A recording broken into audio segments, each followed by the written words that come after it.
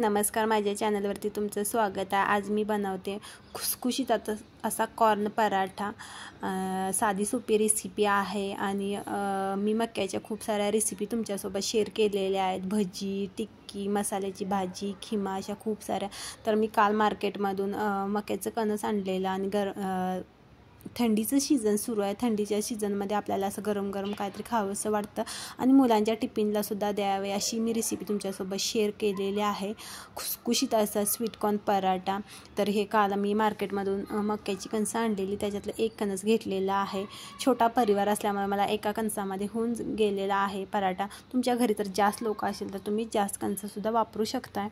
तर मी असं एक कणस घेतलेला आहे आणि आता मक्याच्या थंडीचे सीजन सुरू आहे, त्याच्यामध्ये बाजारामध्ये मक्याची कणसं असे खूप दिसायला लागलेले आहेत, म्हणून आज मी घेऊन आलेली आहे। आणि आमच्या पिऊलासुद्धा खूप असे मक्याचं कणस आवडतं तिला, तर मी तिच्यासाठी आणलेलं। तर तुमच्यासाठी ही स्वीट कॉर्न पराठा रेसिपी मी शेअर करते। एक कणस घेतलेला आहे, ह्याचे मक्के असे काढून घ्यायचे आहेत। मक्के कसे काढायचे ह्याचासुद्धा मी व्हिडिओ तुम्हाला शेअर केलेला आहे। किसायची काहीच गरज लागत नाही, असं एक एक लाईन काढून घ्यायचे आहेत मक्के, म्हणजे पटपट काढले जातात आणि व्यवस्थितसुद्धा असे काढले जातात। इकडे बघा, मी रेसिपी असं डिटेल व्हिडिओ तुमच्यासोबत शेअर केलेला आहे, जाऊन बघा। आणि असे मक्के काढून घ्यायचे आहेत, आपण सगळे लाईननं काढून घ्यायचे, किसायची वगैरे काहीच गरज नाही। आणि इकडे मी स्वीट कॉर्न पराठा बनवण्यासाठी काय काय साहित्य घेतलेलं आहे। बारीक चिरलेला कांदा, कसुरी मेथी, तीळ, मीठ, मॅगी मसाला, जिरं, गरम मसाला आणि इकडे हिरवी मिरचीसुद्धा घेतलेली आहे आणि लाल मिरची चिली फ्लेक्स घेतलेले आहे, म्हणजे भडबडी मिरचीची पावडर। आणि हे मक्के काढून घेतलेले आहेत। तर इतके सारे मक्के निघालेले आहेत आणि हे आपलं गव्हाचं पीठ आहे। गव्हाच्या पिठामध्ये पराठा बनवला की खूप छान लागतो। काही लोकांना मैदा वापरतात, मैद्यापेक्षा चांगलं गव्हाचं पीठ असतं, त्याच्यामध्ये थोडंसं आपलं फायबरसुद्धा असतं आणि पौष्टिक असा पराठा आहे। कसुरी मेथी आणि तीळ घालून घ्यायचे आहेत पिठामध्ये। तुमच्याकडे कोथिंबीर असेल तर कोथिंबीरसुद्धा तुम्ही घालू शकता। चिली फ्लेक्स घालून घेतलेले आहे।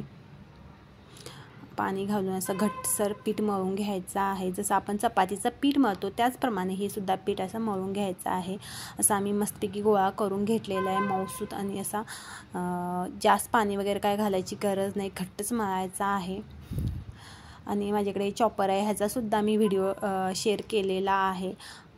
तर असे मक्के चॉपरमधून घालून फिरवून घ्यायचे आहेत।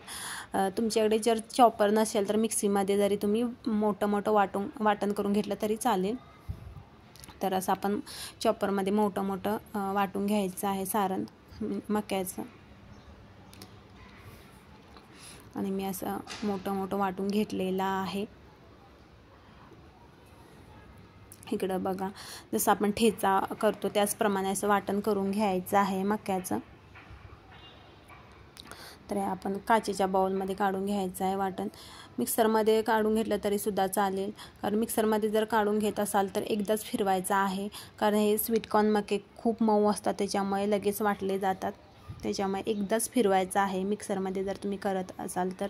बारीक चिरलेला कांदा टाकून घ्यायचा आहे। हे मसाले आहेत, गरम मसाला आणि मॅगी मसाला, जिरं। मॅगी मसाल्यामुळे अशी खूप छान टेस्ट येते आणि मुलांनासुद्धा आवडते। याच्यामध्ये मी हिरवी मिरची टाकलेली आहे। तुम्हाला जर हिरवी मिरची तुमच्याकडे नसेल तर तुम्ही लाल तिखटसुद्धा वापरू शकताय। मीठ टाकायचं आहे चवीप्रमाणे। मी ज्या वेळेला कणिक मळले त्यावेळेलासुद्धा मीठ टाकलेलं आहे, त्याच्यामुळे आपण ही टेस्ट करायची आहे, त्याच्यानंतरच आपण मीठ टाकायचं आहे, खारट होऊ शकते। आणि इकडं पीठ घेतलेलं आहे, खालती थोडंसं पीठ लावलेलं आहे, कारण चपातीचं जसं बनवतो तसंच आपण ही चपाती लाटून घ्यायची आहे। खाली पीठ लावलं तर आपली चपाती चिकटणार नाही। आणि खूप छान अशी कसुरी मेथी टाकल्यामुळे खूप छान अशी चव आणि टेस्टसुद्धा मस्त येते। चपाती लाटून घेतलेली आहे, त्याच्यामध्ये आपल्याला सारण घालायचं आहे आणि खूप छान असं खुसखुशीत होतो बरं का पराठा।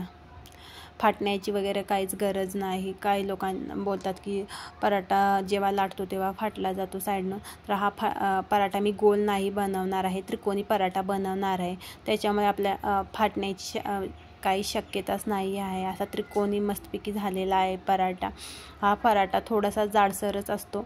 इकडं बघा मस्तपैकी आणि मुलांना दिसतो सुद्धा खूप छान।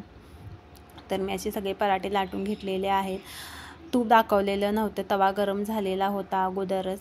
1 चमच तूप लावलेला आहे तव्याला. त्याच्यानंतर आपला हा पराठा टाकायचा आहे तव्यावरती आणि असा मस्तपैकी खरपूस भाजून घ्यायचा आहे लालसर होईपर्यंत. तवा गरम असल्यामुळे काही चिकटलेला नाही, असा खरपूस भाजून घ्यायचा आहे आलटी पलटी करून. इकडे मस्त झालेला आहे पराठा. हा पराठा तुम्ही टिफिनला सुद्धा देऊ शकताय किंवा तुमच्या छोट्या भुकेसाठी सुद्धा खाऊ शकता, संध्याकाळ टी टायमिंगसाठी. तर असा मस्त पराठा झालेला आहे आणि आम्ही आज शेअर केलेला आहे तुमच्यासोबत ही रेसिपी आवडली चॅनलला लाईक शेअर आणि सबस्क्राईब करा. पटकन सबस्क्राईब करा.